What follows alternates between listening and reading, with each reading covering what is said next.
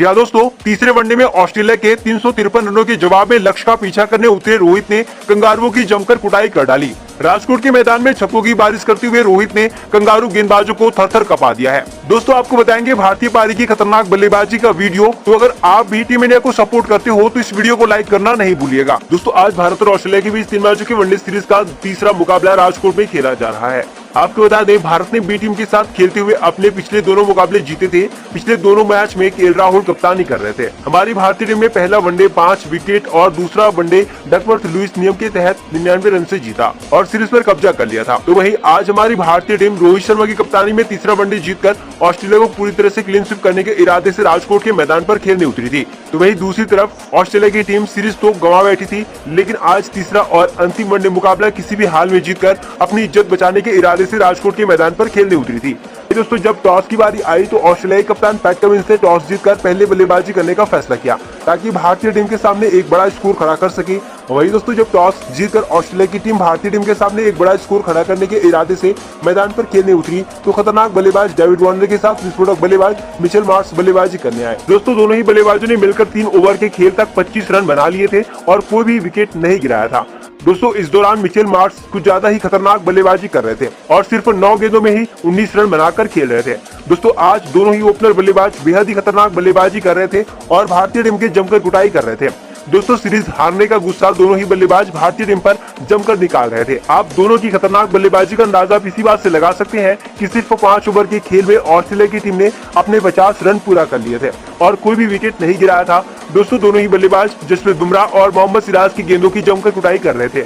दोस्तों इसके बाद तो 7 ओवर के खेल तक दोनों ही बल्लेबाजों ने मिलकर अपनी टीम के स्कोर को 65 रनों तक पहुंचा दिया था। आपको बता दें इस दौरान डेविड वार्नर सिर्फ 28 गेंदों में 43 रन बनाकर खेल रहे थे और अपने अर्धशतक से सिर्फ 7 रन दूर थे। तो वही मिचेल मार्श 15 गेंदों में 22 रन बनाकर खेल रहे थे।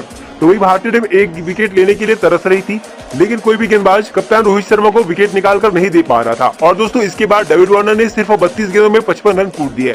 आपको बता दें डेविड वार्नर ने अपनी वनडे करियर के 31वां अर्धशतक लगाया था और 8 ओवर के खेल तक अपनी टीम के स्कोर को 78 रन तक पहुंचा दिया था। दोस्तों इसके बाद भारतीय टीम ने वापसी करी और ऑस्ट्रेलिया का पहला विकेट लेने में कामयाब हो गई।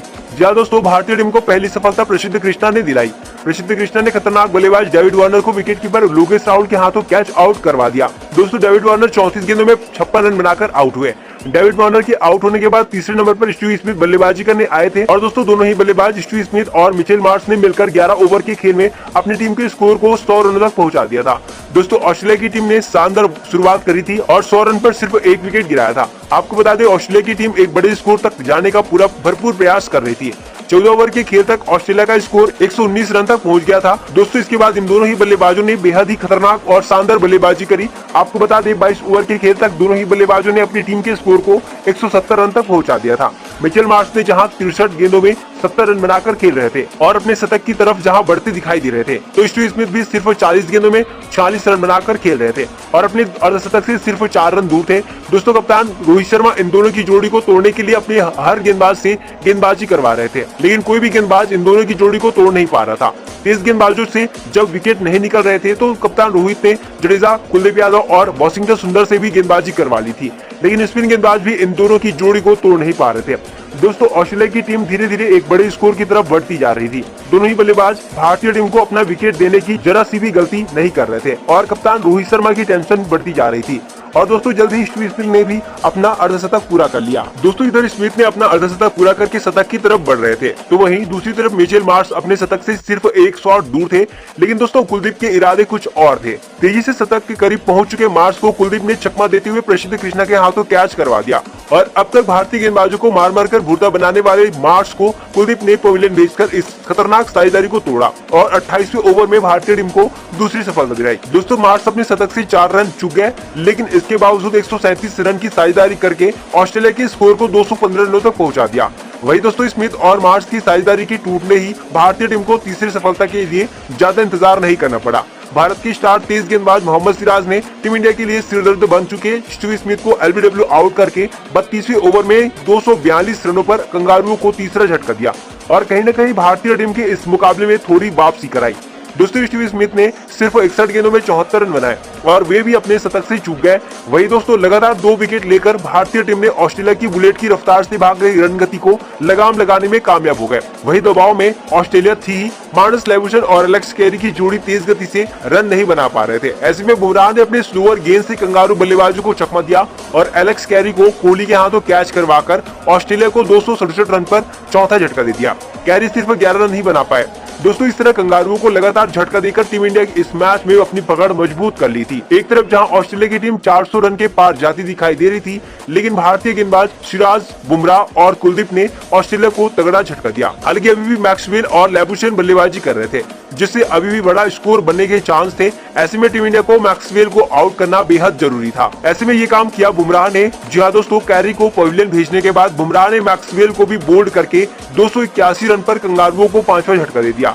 बुमराह के सामने मैक्सवेल की एक नहीं चली। मैक्सवेल इस सपाट पिच पर भी सिर्फ 5 रन ही बना पाए। इस तरह दोस्तों भारतीय टीम ने इस मुकाबले में गजब की वापसी करी। बता दें ऑस्ट्रेलिया की टीम ने 40 ओवर के बाद 5 विकेट गंवाकर 286 रन बना लिए थे और दोस्तों इसके बाद भी ऑस्ट्रेलिया की खतरनाक बल्लेबाजी जारी रही थी और दोस्तों आखिरकार ऑस्ट्रेलिया की टीम ने 50 ओवर के खेल में 7 विकेट के नुकसान पर 353 रन का एक विशाल लक्ष्य भारतीय टीम के सामने खड़ा कर दिया।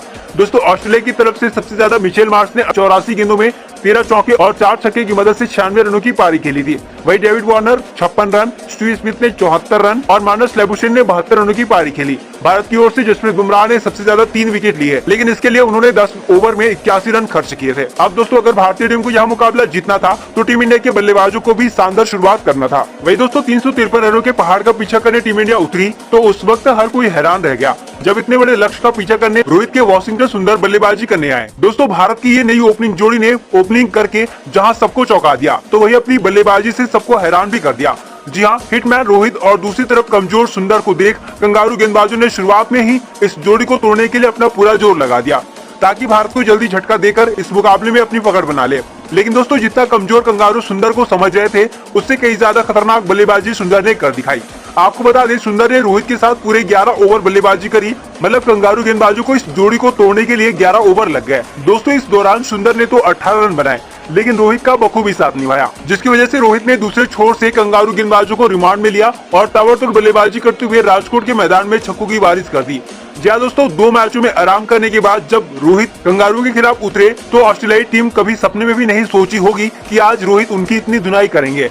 आपको बता दें रोहित ने गुस्से में बल्लेबाजी करते हुए सिर्फ 31 गेंदों में अपना तूफानी अर्धशतक पूरा कर लिया। दोस्तों इस 50 रन को बनाने के लिए रोहित ने 5 गगनचुंबी छक्के जड़े, मतलब 30 रन उन्होंने सिर्फ छक्के से बनाए।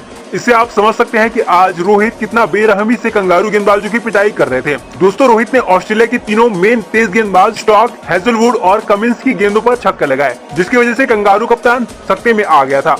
वही तेज गेंदबाजों की पिटाई को देखकर कंगारू कप्तान ने मैक्सवेल को गेंद थमा दी, तब स्पिन के सामने सुंदर चकमा खा गए और बड़ा शॉट मारने के चक्कर में कैच आउट हो गए। लेकिन जाने से पहले रोहित के साथ पहले विकेट के लिए 74 रनों की शानदार साझेदारी निभाई। दोस्तों इस मुकाबले में जिस तरह से भारतीय बल्लेबाज बल्लेबाजी कर रहे थे उसको देखकर लग रहा है टीम इंडिया इस मुकाबले को अपने नाम कर लेगी। लेकिन जाने से पहले रोहित के साथ पहले विकेट के लिए 74 रनों की शानदार साझेदारी निभाई। दोस्तों इस मुकाबले में जिस तरह से भारतीय बल्लेबाज बल्लेबाजी कर रहे थे उसको देखकर लग रहा है टीम इंडिया इस मुकाबले को अपने नाम कर लेगी।